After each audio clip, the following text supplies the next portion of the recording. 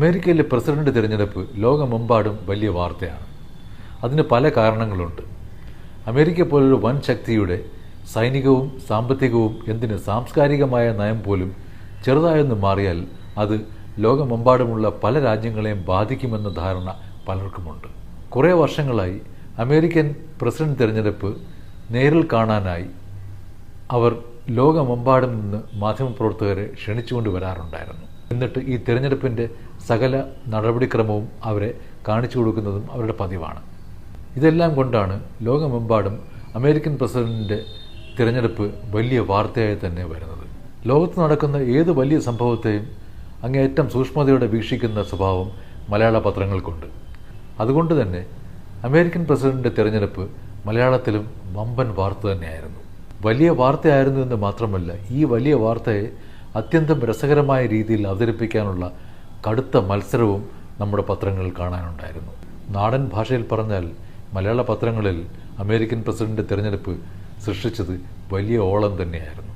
Donald ട്രംപിൻ്റെ വിജയത്തെ ചരിത്ര വിജയമെന്ന് വിശേഷിപ്പിച്ച് ഒരു പത്രത്തിൽ കണ്ട ശീർഷകം ട്രംപ് ഓളം എന്നായിരുന്നു. അതായത് ട്രംപ് ഉണ്ടാക്കിയ വല്ലാത്തൊരു ഓളം എന്ന മട്ടിൽ. ജയിച്ചത് ട്രംപിസം എന്ന് ഒരു പത്രം എഴുതിയിരുന്നു. ട്രംപിസത്തിൻ്റെ വിജയഹാസം എന്ന് അതേ പത്രം മുഖപ്രസംഗവും എഴുതിയിരുന്നു.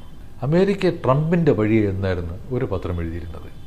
രസകരമെന്ന് പറയട്ടെ, ഈ ശീർഷകങ്ങളിലൊക്കെ കണ്ടത് ട്രംപ് എന്ന പേര് കൊണ്ടുള്ള ചില കളികളാണ്.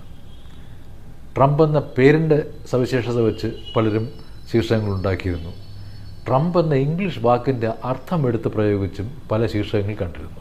ഒരിടത്ത് ട്രംപൻ ജയം എന്നെഴുതിയിരുന്നു. വമ്പൻ ജയം എന്നൊക്കെ പറയും പോലെ ട്രംപൻ ജയം. ഒരു പത്രം ട്രംപ് കാർഡ് എന്നാണ് എഴുതിയിരുന്നത്. ഈ ട്രംപ് കാർഡ് എന്ന് പറഞ്ഞാൽ തുറുപ്പ് ചീട്ട് എന്നർത്ഥം. ഈ ശീർഷകം എഴുതിയ പത്രത്തിൽ ഓപ്പറേഷൻ കമല പാളി എന്നുകൂടി ചേർത്തിരുന്നു. അതായത് എതിർ സ്ഥാനാർത്ഥിയായ കമല ഹാരിസിനെ ഉദ്ദേശിച്ചാണ് ആ ശീർഷകം. ഇന്ത്യൻ വംശജ ആയിരുന്നു കമല എന്നത് ഈ തിരഞ്ഞെടുപ്പിൽ ഒരു സവിശേഷത കൂടിയായിരുന്നു. ഈ ട്രംപ് എന്ന വാക്കിന് പല അർത്ഥങ്ങളുണ്ട്. ഇംഗ്ലീഷിലെ ട്രംപറ്റ് എന്ന് പറയും പോലെ ഈ ട്രംപിനും കാഹളം എന്ന അർത്ഥമുണ്ട്. ട്രംപ് എന്ന ക്രിയാപദത്തിന് അതിജീവിക്കുക എന്നൊരു അർത്ഥം കൂടിയുണ്ട്. ഇതിനേക്കാൾ രസകരമായ മറ്റൊരർത്ഥം കൂടി ട്രംപിനുണ്ട്. വിശ്വസിക്കാവുന്ന യോഗ്യൻ എന്നൊരർത്ഥം. എ ക്രെഡിബിൾ പേഴ്സൺ എന്നാണ് നിഘണ്ടു നൽകുന്ന അർത്ഥം. ഇതിൻ്റെ കൂട്ടത്തിലൊന്ന് പറയട്ടെ, ട്രംപ് കാർഡെന്ന് ഒരു പത്രത്തിൽ അമേരിക്കൻ പ്രസിഡന്റ് വിജയത്തെക്കുറിച്ച് എഴുതിയപ്പോൾ അതേ ദിവസം ഇവിടുത്തെ ഒരു സ്പോർട്സ് മീറ്റിനെ കുറിച്ച് ഒരു പത്രം എഴുതിയിരുന്നു, ട്രാക്കിൽ ട്രംപ് കാർഡ് എന്ന്.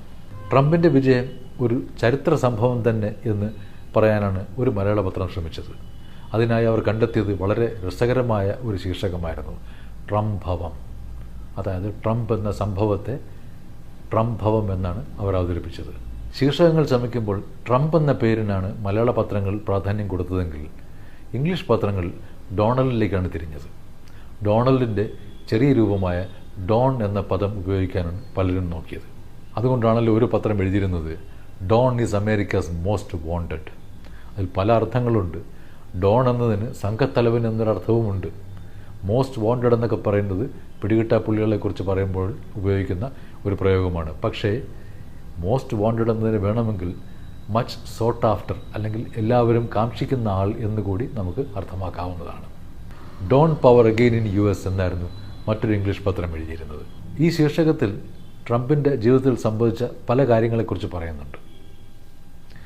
Impeached, arrested, convicted, shot at, elected എന്നാണ്. അതായത് ഇംപീച്ച് ചെയ്യപ്പെട്ടു, അറസ്റ്റ് ചെയ്യപ്പെട്ടു, ശിക്ഷിക്കപ്പെട്ടു, ഒരാൾ വെടിവെച്ചു, ഒടുവിൽ തിരഞ്ഞെടുപ്പിൽ ജയിച്ചു എന്നുള്ള ഒരു കഥ പറയും പോലെ ഒറ്റ ശീർഷകത്തിൽ പല സംഭവങ്ങളെ ചേർത്തുകൊണ്ടുള്ള ഒരു അഭ്യാസമായിരുന്നു അത്.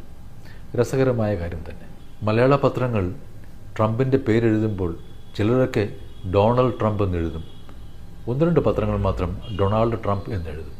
ഡൊണാൾഡ് എന്നത് തെറ്റാണ്, ഡൊണാൾഡാണ് ശരിയായ ഉച്ചാരണം.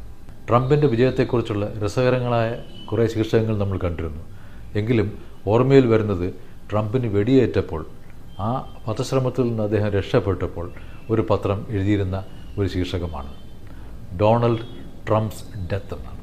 അതായത് ഡൊണാൾഡ് മരണത്തെ അതിജീവിച്ചു എന്നാണ്. ഇപ്പോൾ വീണ്ടും അമേരിക്കയുടെ പ്രസിഡൻ്റായി ഡൊണാൾഡ് ട്രംപ് വന്നപ്പോൾ ഒരു കാര്യം നമുക്ക് ഉറപ്പാണ്, മാധ്യമങ്ങളിൽ ട്രംപുമായി ബന്ധപ്പെട്ട ഒരുപാട് നല്ല ശീർഷകങ്ങൾ നാം ഇനി കാണാനിരിക്കുന്നതേ ഉള്ളൂ.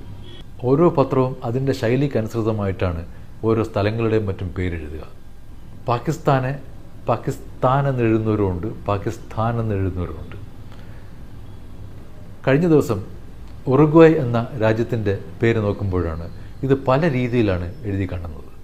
ഓരോ പത്രവും മറ്റു രാജ്യങ്ങളുടെയും വിദേശത്തുള്ള ആളുകളുടെ പേരും ഒക്കെ എഴുതുന്നത് അവരവരുടെ ശൈലിക്ക് അനുസൃതമായിട്ടാണ്. നമ്മളൊക്കെ സാധാരണ സംഭാഷണത്തിൽ ഉഗാണ്ട എന്ന് പറയാറുണ്ട്. പല പത്രങ്ങളും ഉഗാണ്ട എന്നെഴുതാറുണ്ട്. എന്നാൽ 1-2 പത്രങ്ങൾ മാത്രം മലയാളത്തിൽ യുഗാണ്ട എന്നെഴുതാറുണ്ട്. ആ സ്ഥലത്തിൻ്റെ പേരിൻ്റെ യഥാർത്ഥ ഉച്ചാരണം നോക്കിയിട്ടാണ് ഇങ്ങനെ ഒരു ശൈലി നിശ്ചയിക്കുന്നത്. കഴിഞ്ഞ ദിവസമാണ് ഉറുഗ്വേ എന്ന് നാമൊക്കെ പറയുന്ന ഒരു രാജ്യമുണ്ടല്ലോ എന്നുള്ള കാര്യം ഓർത്തത്. പത്രത്തിൽ പല രീതിയിലാണ് ഉറുഗ്വേ എന്ന രാജ്യത്തിൻ്റെ പേര് എഴുതുന്നത്. നമ്മളൊക്കെ സാധാരണ ഭാഷയിൽ ഉറുഗ്വേ എന്ന് പറയുമ്പോൾ ഒരു പത്രം യുറഗ്വായ് എന്നെഴുതുന്നു, ഒരു പത്രം ഉറുഗ്വേ എന്നെഴുതുന്നു. അങ്ങനെ പല രീതിയിലാണ് ഈ പേര് എഴുതുന്നത്. നോക്കുമ്പോൾ ഇംഗ്ലീഷിലുള്ള ഉച്ചാരണം യുറഗ്വായ് എന്നാണ്. ആ നാട്ടിലെ ഔദ്യോഗിക ഭാഷയായ സ്പാനിഷിൽ അതിൻ്റെ ഉച്ചാരണം ഉറുഗ്വായ് എന്നാണ്. ഇതിലേതാണ് ശരി എന്ന് നമ്മൾ ആലോചിക്കുമ്പോൾ നമുക്ക് കിട്ടുന്നത് ഒരു ഉത്തരം മാത്രമാണ്. ഓരോ പത്രത്തിൻ്റെയും ശൈലി അനുസരിച്ചുള്ളതാണ് അവരവരുടെ ശരി. എൻ്റെ ശൈലി എനിക്ക് ശരി.